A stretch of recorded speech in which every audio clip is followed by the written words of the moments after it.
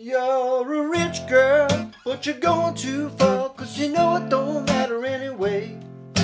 You can rely on the old man money. You can rely on the old man money. It's a bitch, girl, and you're going too far, 'cause you know it don't matter anyway. Say money, money won't get you too far, get you too far. What a great song Rich Girl is. Even though it's a little bit too high for me to sing properly. One of those songs that you kind of always, you've heard it a lot of times, but when you investigate it, the chords are really interesting. Download your chart. I'm going to take you through it, including all the accurate chords to use in this song, which a lot of people seem to miss, but also slightly easier workarounds that sound just as good and maybe even better on a solo guitar. So let's get started. There's two charts. One is the fully accurate version as far as I can make it, and the other one is just a slightly easier version, which sounds just as good, if not better, on one guitar.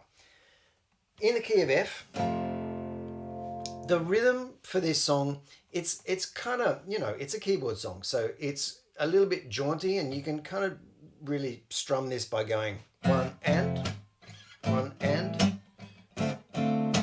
like that. Find your way into the rhythm that way, or you can just strum through it like in a folky kind of way as well. You're a rich girl and you're going too far. Now, chords are this: F, and use a bar chord because that gives you that nice big fat bass note to start with. You're a rich girl. Then your A minor 7, but you're going too far. You play it there or play it here.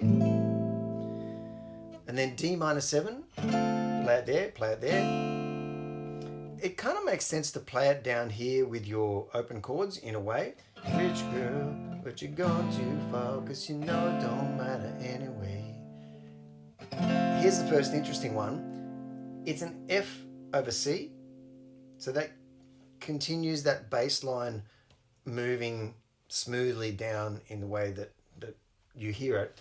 But then after that we go to a B flat. So you've got your bass line going down to B flat. You can rely on keep that bass line moving down. You're going to an F over A this time. So you've got two really interesting F chords here, but they work very well because of that bass descending down through them. You can rely on the old man's money. G minor 7, you can rely on the old man's money. First time round he does this little on a C. Play any kind of C you want there, but a bar chord sort of works best. There's some interesting C's coming up. I'll show you where we are when we get to them. Second time round through that is almost the same, and this is what I would call the chorus. You're a bitch girl and you're going too far, 'cause you know it don't matter anyway. Say money, money won't get you too far, get you too far. Down to F the second time through, and then you do this really interesting little thing where you do this thing on octaves of the F, and you can do it down here. But the timing is mapped out accurately on your chart.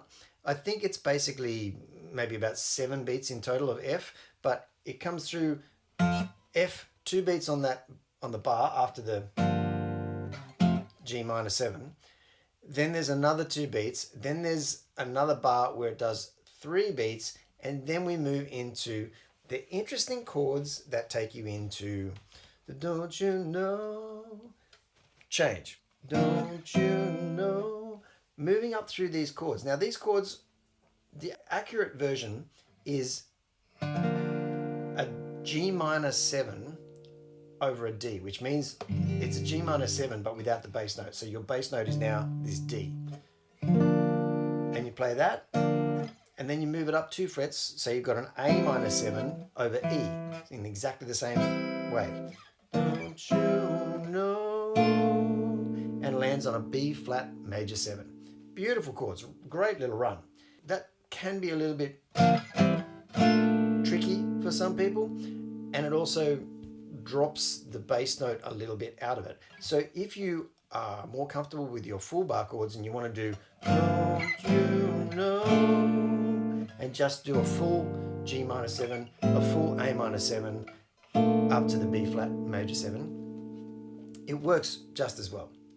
So one is on one chart, the other is on the other chart. Very small difference, but it might make it a little bit easier to play, and it might make it a little bit fuller if you're on your own.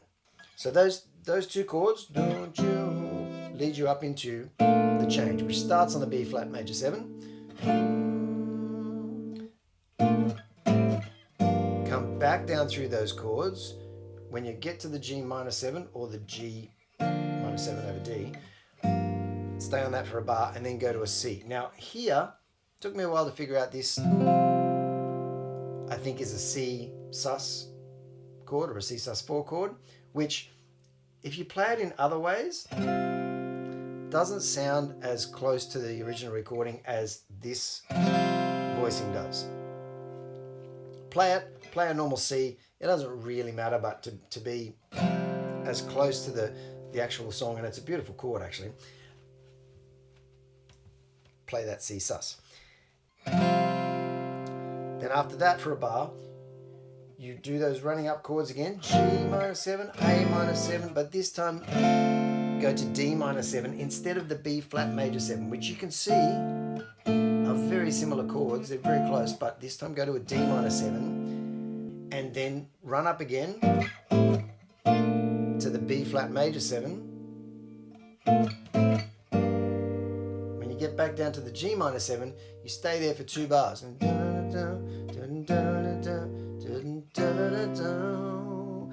There's your straight up C there, if you like. Whoa, you're a bitch girl. That's it. The 2 parts of the song, although they are sort of complex and they fit together perfectly well, that's all there is to it. The song actually sounds like more than just 2 parts, but there it is. And what we do when we get to the final chorus, there's a couple of little changes, and I've mapped that out as accurately as possible on your chart. Follow those chords and you won't go wrong.